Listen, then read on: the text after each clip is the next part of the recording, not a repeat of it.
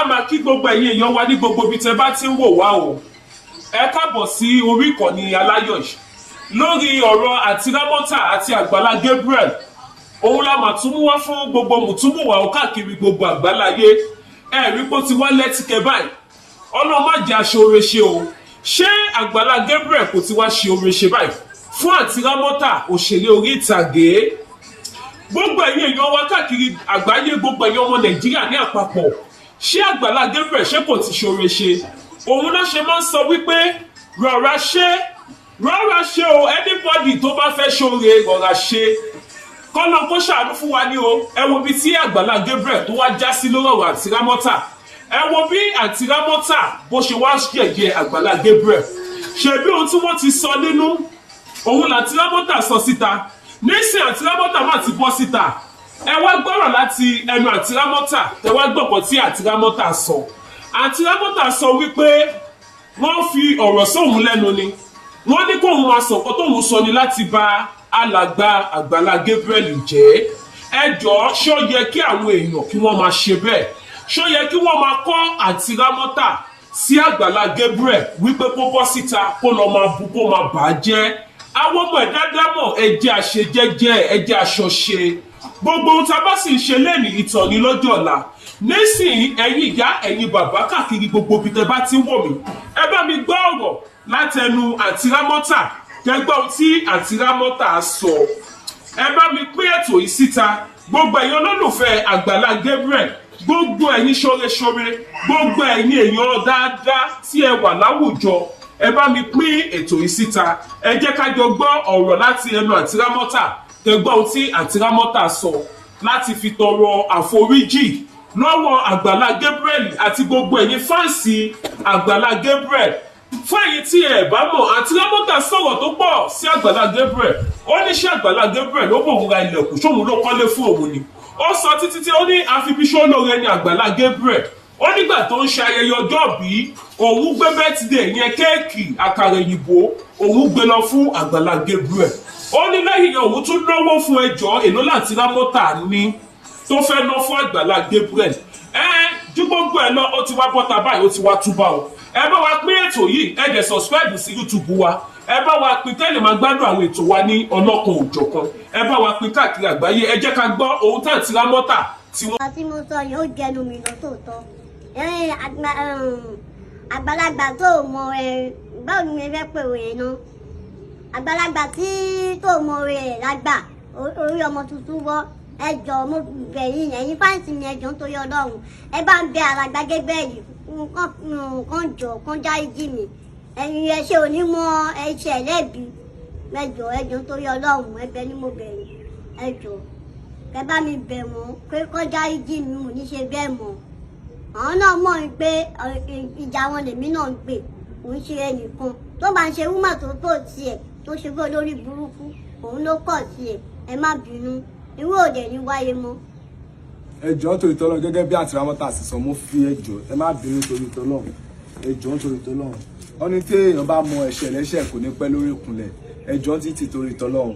Wúmà yẹn òun ló ń trigger Aunty Ramota pé òun àwọn máa kọ́lé yẹn fún wọn, kó máa wọlé kíníkan kó máa bà Agbala Gabriel jẹ́ kankan oríṣiríṣi bẹ́ẹ̀ yẹn. Aunty Ramota kan tó bá dẹ̀ sọ sí wọn lẹ́nu ló máa sọ. Nǹkan tó bá sọ lẹ́nu ló máa sọ. Àgbàlagbà bẹ́ẹ̀ yẹn lẹ wá ń sọ pé kò báyìí.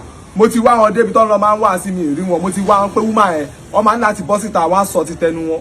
Ẹ jọ̀ọ́ torí t'Ọlọ́run, ẹ jọ̀ọ́ torí mo rí pàrọ̀ wọ́n ti ń bẹ́ẹ̀ wọ́n ti ń follow, wọ́n ti ń report, wọ́n ti ń ṣe bọ́ ti ń ṣàwé. Mi ò sí pé bàtí má ta ìṣẹ̀lẹ̀ bọ́n kó lè ṣẹlẹ̀ sí Aunty Ramota kí má dá sí kí má sọ sí àjẹ́ máa kọ́ṣọ̀ wọn bọ̀ àti àgbàlagbà ni wọ́n wọ́n máa ṣe 50 years nínú mọ́ọ̀tì. Ọjọ́ ló máa ṣe 50 years lọ June 13 Aunty Ramota máa pé 50 years. So ọmọ 50 years ọmọ 30 years ẹni pò ju àwọn lórí mo lè bá wọn sọ̀rọ̀ bọ̀ tí báyìí pé mo wá bẹ́ẹ̀ ni màá kọ́ṣọ̀ wọn bọ̀ mi ò sí bẹ́ẹ̀. Ẹ jọ̀ọ́ torí t'Ọlọ́run, mo bẹ̀ gbogbo ẹ̀yin àtẹ̀yìntẹ̀ wà lóyìnbó àtẹ̀yìntẹ̀ wà Nàìjíríà ibikíbi tó bá kẹwàá, ẹ jọ̀ọ́ títóbi Ọlọ́run mo fi bẹ̀ yín, ẹ jọ̀ọ́ ẹ dáríjì àǹtí. Ẹ jọ̀ọ́ torí t'Ọlọ́run, ẹ jọ̀ọ́ torí t'Ọlọ́run, ẹ jọ̀ọ́. Ibi báyìí ni a wà lọ́jọ́ yẹn. Èbúté Castle ló pe Aunty Ramota torí ó níṣẹ́ tó fẹ́ ṣe, so pé kó wá gba inú owó iṣẹ́ yẹn àti ẹran ọdún pẹ̀lẹ́ mi náà. So a dẹ̀ dé bí báyìí. Muma yìí àmọ́ rí from nowhere, ó ṣe bí fáǹsì wa.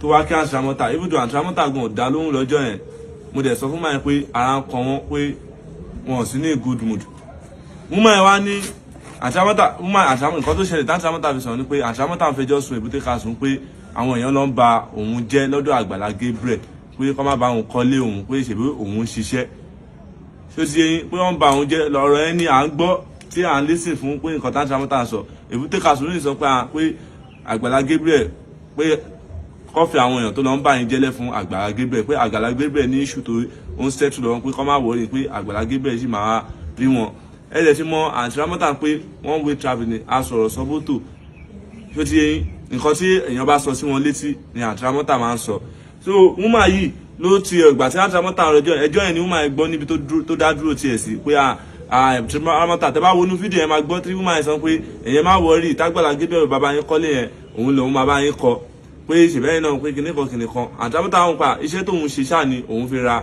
ilẹ̀kùn pé kò já ń ṣe pé Agbala Gabriel ló ra ilẹ̀kùn fóun pé bọ̀ Agbala Gabriel ló bá òun kọ́lé ibi tí Aunty Ramota ti sọ̀rọ̀ Agbala Gabriel ní dáadáa wọ́n máa yàn post fídíò yẹn torí ibi tí Aunty Ramota ti sọ̀rọ̀ tó ti ṣépè táwọn èèyàn tó bí àwọn ṣépè fún Agbala Gabriel ẹ ti mọ̀ Aunty Ramota ibi tó tẹ́ bá lọ ń wo fídíò Aunty Ramota gbà mí tó bá ní kó sàn kọ́ báyìí kan mí lọ́ máa sọ ṣó ti yẹ ẹjọ́ nítorí tọ́lọ́run ẹjọ́ ẹ̀bẹ̀ ni à ń bẹ̀ à ní fẹ́ kẹ́ ka ọ̀rọ̀ Aunty Ramota even though gan àwọn management Agbala Gabriel pè àwọn gan wọn ò bìlífù ọ̀rọ̀ yẹn wọ́n wò pé ṣé Aunty Ramota máa sọ orú nǹkan báyìí ibi tí Aunty Ramota ti sọ ọ̀rọ̀ gidi mú máa olórí burúkú tó máa gbé sójú fídíò yìí lórí ìkọ́dù wa ní ọ̀nà àwẹ̀ tí a mọ̀ rí and this public insult tó bá dàbí pé àwọn Aunty Ramota wa ń lọ bì kan gbà mí tí wọn gbà káwọn fáǹsì ṣe fídíò àwọn iná lọ tún máa bọ́ sàn láì pé Aunty Ramota yẹn ó ti burú jù ó ti ṣe kíníkan pé ó ń ṣe pé ó ń ṣe gbá kan ẹ̀dẹ̀ dúró tí ibi táwọn èèyàn ti ń sọ̀rọ̀ ẹ̀dẹ̀ ṣe fídíò ibi tí ìyá yìí ti sọ̀rọ̀ dáadáa nípa Agbala Gabriel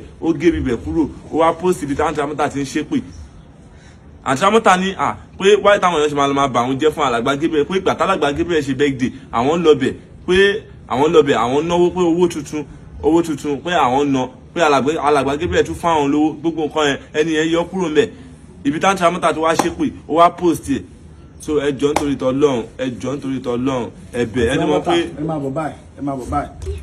bọ̀ báyìí ẹ̀bẹ̀ àwọn fans ẹ máa bọ̀ báyìí ẹ̀bẹ̀ àwọn fans ẹ kúnlẹ̀ kẹbẹ̀ wọn gidi pé kó má bínú ẹjọ́ nítorí tọ́lọ́run ẹ̀bẹ̀ rẹ̀ kẹbẹ̀ Agbala Gabriel lọ pé kó má bínú ẹ̀bẹ̀ wọn nǹkan tí mo ṣe ẹ má abẹ́yìn o àwọn tí mo nǹkan tó ṣẹlẹ̀ mo bú Agbala Gabriel o mo máa yan olórí burúkú ni o òun ló ń fídíò wa o àmọ́ ń pa mí bú Agbala Gabriel mo yọ wà yẹn torí olórí burúkú ni ọ̀tọ̀ náà máa sọ ọ̀tọ̀ ní ìná tó máa sọ mo yọ wà yẹn mo bú wọn o ẹjọ́ mo bá mi fẹ́ sọ̀rọ̀ Yorùbá yẹn kọ́ dáríjì ẹ dáríjì mi ẹ̀ṣẹ̀ tí bá ṣẹ̀yìn kẹ́ dáríjì mi ọmọ Nàìjíríà rere nǹkan tí bá ṣe kẹ́ dáríjì mi nǹkan tí ì bá ṣe mi ò ní ṣe nǹkan tí ì bá tò mi ì ní ṣe ẹjọ́ ẹ dáríjì mi ẹ bá ń bẹ Agbala Gabriel nìkan dáríjì mi ò ní ṣe bẹ́ẹ̀ mọ́ ẹjọ́.